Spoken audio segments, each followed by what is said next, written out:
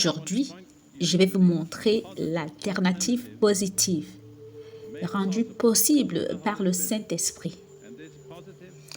Et cette alternative positive au légalisme est l'union personnelle directe avec le Christ. Il s'agit du ministère du Saint-Esprit que je considère comme étant peut-être son plus grand ministère, mais dont on parle très peu dans l'Église contemporaine. Dans le chapitre 7 des Romains, versets 1 à 6, Paul fait un schéma des alternatives. L'union avec notre nature charnelle sous la loi qui apporte la mort ou la délivrance de notre nature charnelle par la mort de Jésus sur la croix pour nous et l'union par le Saint-Esprit avec le Christ ressuscité. Telles sont les deux alternatives. La première alternative est le légalisme. La seconde est le dessein de Dieu pour chaque croyant en Christ. Il s'agit d'une union personnelle et spirituelle avec le Seigneur Jésus par l'intermédiaire du Saint-Esprit. Permettez-moi de lire les paroles de Paul et de les commenter. Ignorez-vous, frères, car je parle à des gens qui connaissent la loi, que la loi exerce son pouvoir sur l'homme aussi longtemps qu'il vit. Ainsi, une femme mariée est liée par la loi à son mari tant qu'il est vivant. Mais si le mari meurt, elle est affranchie de la loi, de sorte qu'elle n'est point adultère en devenant la femme d'un autre. De même, mes frères, vous aussi, vous avez été par le corps de Christ mis à mort en ce qui concerne la loi, pour que vous apparteniez à un autre, à celui qui est ressuscité des morts, afin que nous portions des fruits pour Dieu. Car lorsque nous étions dans la chair, les passions des péchés provoqués par la loi agissaient dans nos membres, de sorte que nous portions des fruits pour la mort. Et ça, c'est une déclaration puissante. Les passions des péchés provoqués par la loi. Comment cela est-il possible? La réponse est que lorsque nous comptons sur notre propre capacité charnelle pour garder la loi de Dieu, nous sommes sous le pouvoir de notre nature charnelle. Et notre nature charnelle n'est pas capable de faire quoi que ce soit de bon.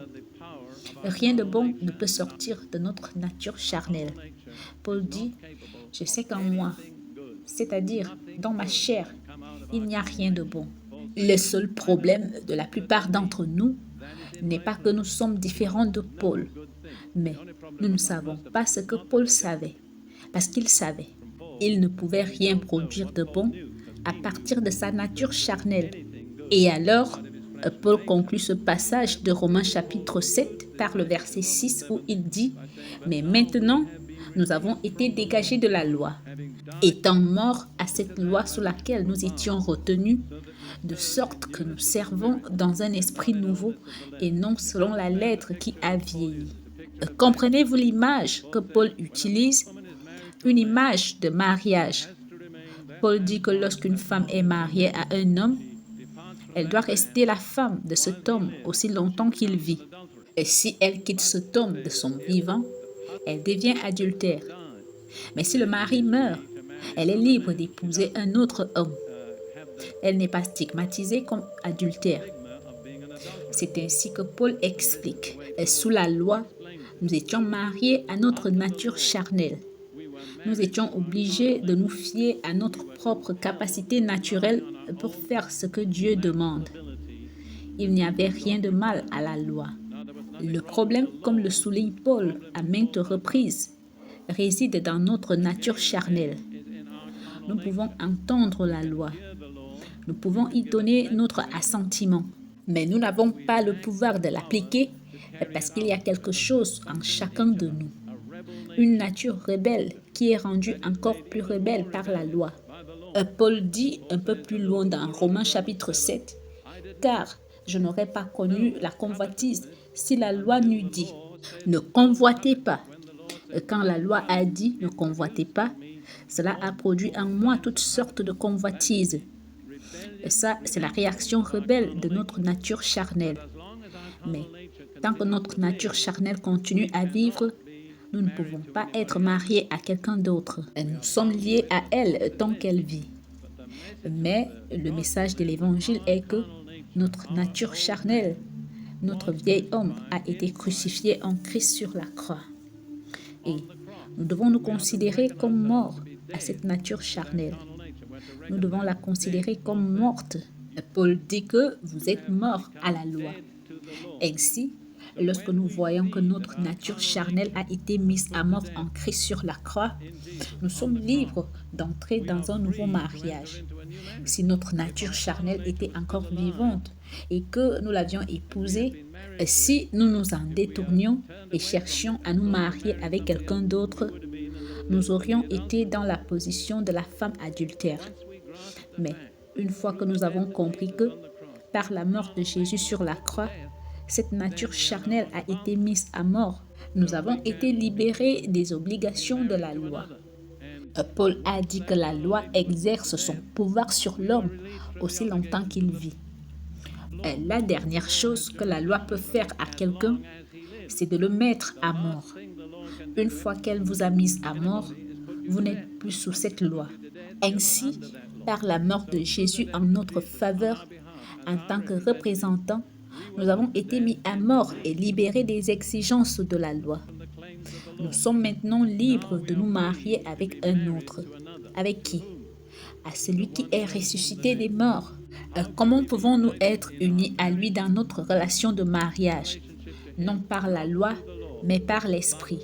Je crois personnellement que ça, c'est la plus grande contribution du Saint-Esprit à notre vie spirituelle. C'est de nous permettre d'être unis à une sorte d'union matrimoniale avec le Christ ressuscité. En fonction de la personne avec laquelle nous sommes mariés, nous produirons les fruits de notre union. Et si nous sommes encore mariés à la chair, nous produirons ce que Paul appelle les œuvres de la chair. Paul les énumère dans Galates chapitre 5, versets 19 à 21. Il dit « Or, les œuvres de la chair sont manifestes. Ce sont l'impudicité, l'impureté, la dissolution, l'idolâtrie, la magie, les inimitiés, les querelles, les jalousies, les animosités, les disputes, les divisions, les sectes, l'envie, l'ivrognerie, les excès de table et les choses semblables. Et je vous dis d'avance, comme je vous l'ai déjà dit, que ceux qui commettent de telles choses n'hériteront point le royaume de Dieu. Il n'y a pas une seule bonne chose dans cette liste. La chair est corrompue. Tout ce qu'elle produit est corrompu. C'est mauvais, c'est inacceptable pour Dieu. Et tant que nous sommes mariés à la chair, nous avons beau essayer de faire le bien, nous produirons le fruit de cette union avec la chair. Mais une fois que nous sommes libérés de cette union et que nous sommes mariés au Seigneur Jésus par le Saint-Esprit, alors nous produirons le fruit correspondant à cette union. Dans Galates chapitre 5, versets 22 à 23, Paul parle de ce type de fruits. Mais les fruits de l'esprit, c'est l'amour, la joie, la paix, la patience, la bonté, la bénignité, la fidélité, la douceur, la tempérance. La loi n'est pas contre ces choses. Et lorsque vous produisez ce genre de fruits par votre union avec le Christ ressuscité, vous n'avez pas besoin d'être contrôlé par une loi, parce qu'il n'y a pas de loi contre le fruit de l'esprit.